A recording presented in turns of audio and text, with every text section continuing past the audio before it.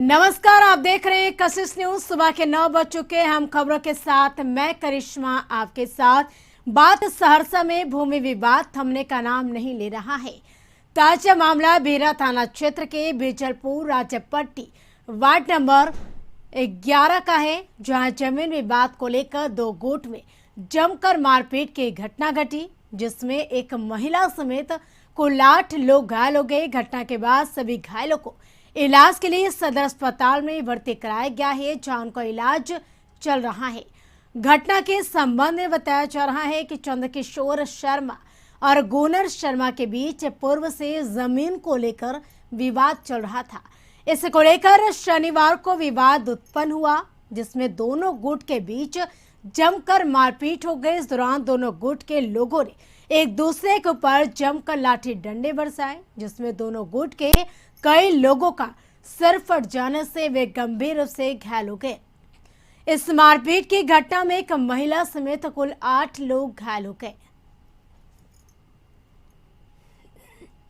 झगड़ा में फिर वही में छोड़बे लगे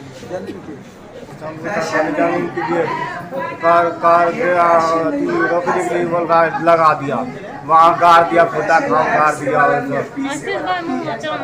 वो सब कुछ खोल दिया, पुरेरी से काट दिया।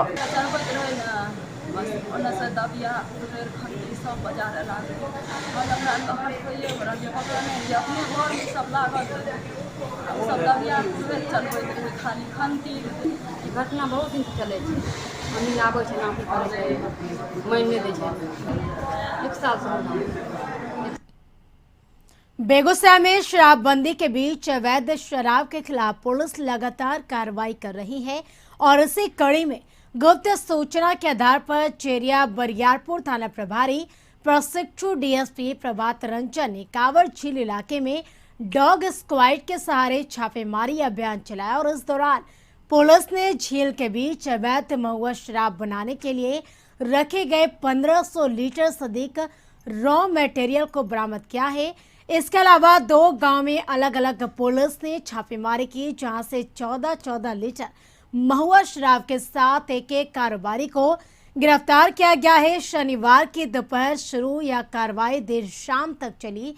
प्रशिक्षु डीएसपी प्रभात रंजन ने कहा कि नाव के सहारे कांवड़ झील में छापेमारी करते हुए 1500 लीटर रॉ मटेरियल को जहां बर्बाद किया गया, वहीं 5 गैस सिलेंडर को जब्त किया गया है।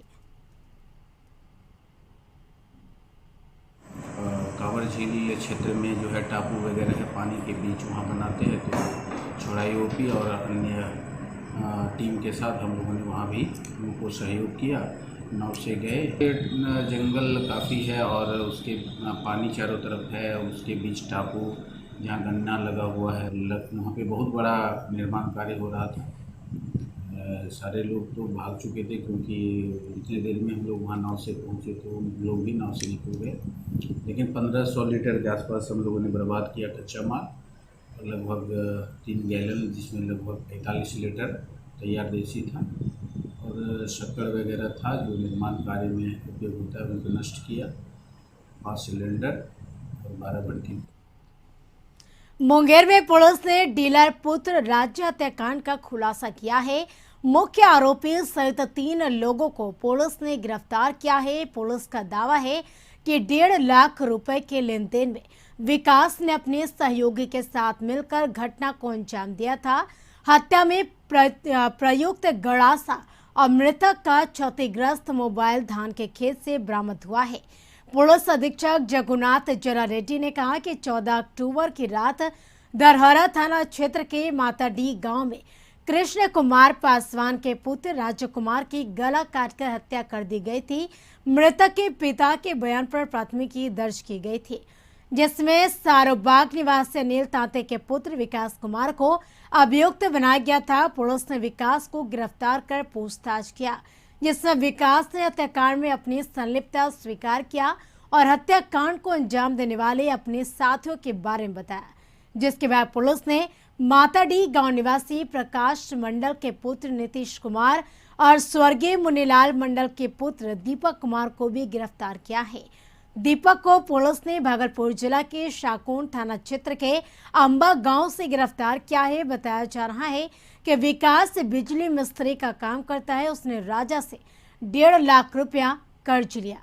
विकास ने राजा को कुछ रुपया वापस भी किया, लेकिन 50-60 हजार रुपया बाकी रह गया, जिसके लिए राजा हमेशा विकास पर रुपया वापस करने का दबाव बना रहा था। राजा ने उसे कहा था कि अगर रुपया नहीं दिया तो वह उसे बेइज्जत करेगा, उसके माता पिता को बोलेगा, जिसके कारण वह दबाव में आ गया और उसने अपने सहयोगियों के साथ मिलकर राजा की हत्या कर दी।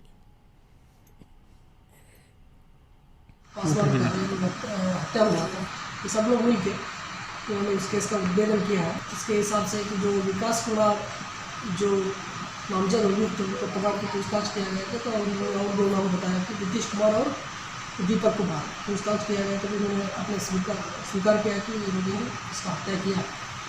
और हत्या में जो बड़ा सा जिससे मारा गया था वो भी बरामद हुआ, अटारी के खेत में, धान के खेत में बरामद हुआ। और मोबाइल जो मृतक का मोबाइल था वो भी इन लोगों ने उसको तोड़ के पीस करके वही से काम में खेत में फेंका गया था, उसको वो भी मिल गया। ये लोग इन्हीं के स्वीकार के बयान पे उसको।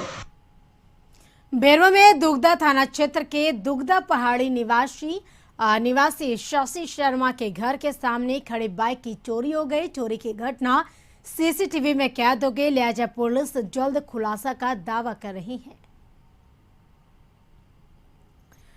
तो ये तस्वीरें दिखा रहे हैं जहां दुगदा में बाइक चोरी की यह घटना आपको दिखा रहा है कि किस तरीके से एक शख्स के द्वारा इस बाइक चोरी की घटना को अंजाम दिया जा रहा है। तो दुगदा में बाइक चोरी की घटना को अंजाम दिया गया। एक युवक के द्वारा दुगदा में बाइक चोरी की घटना आप देख रहे हैं किस तरह से किसे युवक आ रहा है और से युवक पहले गाड़ी पे बैठता है, फिर उस गाड़ी को खोलने की कोशिश करता है और उस बीच वो फिर इस चोरी की घटना को अंजाम देता है।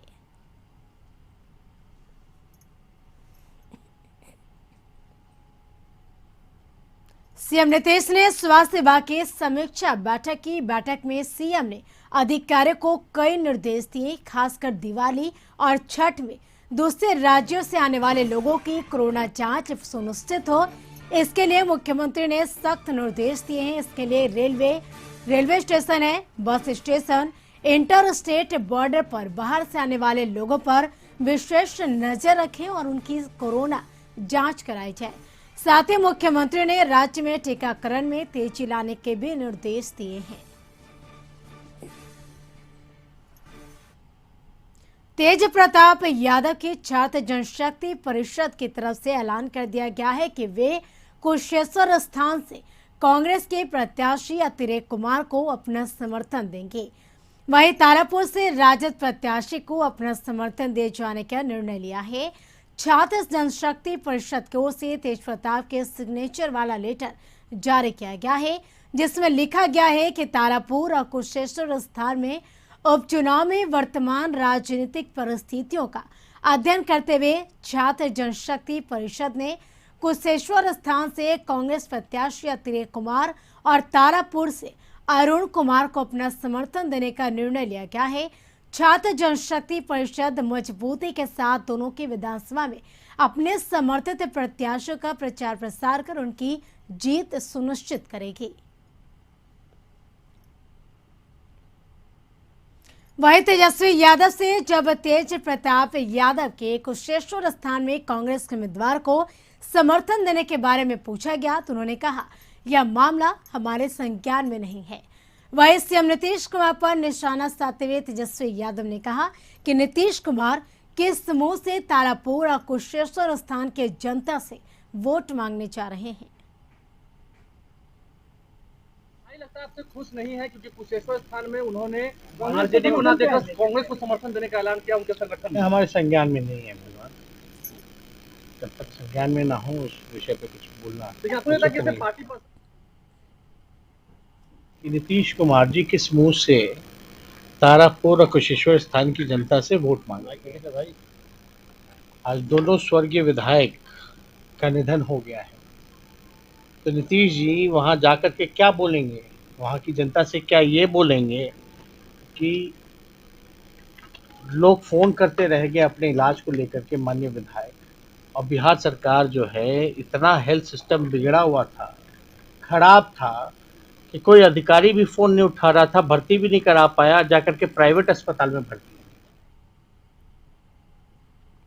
मुंगेर जाने के क्रम में लखीसराय पहुंचे तेजस्वी यादव का युवा राजद के सैकड़ों कार्यकर्ताओं ने जोरदार स्वागत किया। तेजस्वी यादव ने उपचुनाव को लेकर नीतीश कुमार पर जमकर निशाना साधा। तेजस्वी ने कहा कि यह उपचुनाव नीतीश सरकार की खराब हेल्थ सिस्टम को लेकर हो रहा है, क्योंकि जदयू के ही 2 विधायकों की कोरोना काल में खराब स्वास्थ्य व्यवस्था की वजह से मौत हुई थी। अगर सही से उपचार हो जाता तो उपचुनाव की जरूरत नहीं पड़ती। इसके जिम्मेदार बिहार के मुख्यमंत्री हैं, जो 15 साल से भी ज्यादा समय से मुख्यमंत्री बने हैं। तेजस्वी यादव ने कहा, नीतीश कुमार को अब किस मुंह से वोट मांगने जाएंगे, ये बड़ा सवाल है। नीति आयोग की रिपोर्ट को लेकर भी तेजस्वी यादव ने नीतीश सरकार की कार्यशैली पर सवाल उठाए हैं। तेजस्वी यादव ने कहा है कि बिहार बेरोजगारी का केंद्र बना है, शिक्षा चौपट हो गया है, लोगों को रोजगार नहीं मिल रहा है, सरकारी भर्ती में घोटाला हो रहा है, रिजल्ट सही नहीं आता, परीक्षा में धांधली हो रही, थाना से लेकर ब्लॉक स्तर पर भ्रष्टाचार है। चुनाव से पहले दावा किया गया था कि 20 लाख लोगों को रोजगार दिया जाएगा, लेकिन ऐसा नहीं हुआ। कांग्रेस के सवाल पर कहा उन्होंने कि मैंने पहले ही अपनी राय दे दी थी।